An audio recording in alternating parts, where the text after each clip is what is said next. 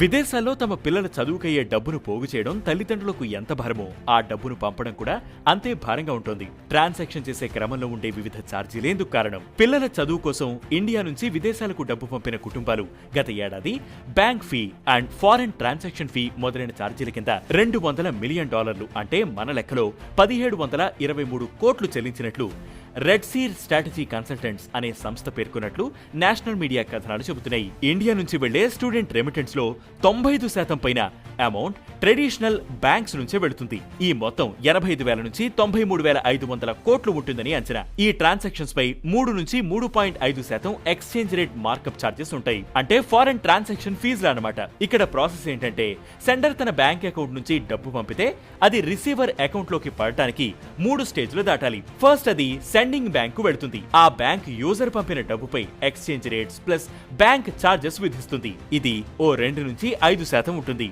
ఇక ఆ తర్వాత ఇంటర్మీడియరీ బ్యాంక్స్ ఓ $10 నుంచి $30 ఛార్జ్ చేస్తాయి. ఆ తర్వాత అది రిసీవర్ లేదా బెనిఫిషరీ బ్యాంక్ కు వెళ్తుంది. ఆ బ్యాంక్స్ $16 వరకు ఛార్జ్ చేస్తాయి. ఇవన్నీ క్లియర్ అయ్యాక అప్పుడది ఫారెన్ లో ఉంటున్న మన వాళ్ళ అకౌంట్ లోకి పడుతుంది. సో యావరేజ్ గా మీరు ఒక 30 లక్షలు ఫారెన్ కు పంపితే అందులో 75,000 నుంచి 90,000 వరకు ఎక్స్చేంజ్ రేట్స్ ఛార్జీలకే అయిపోతుంది.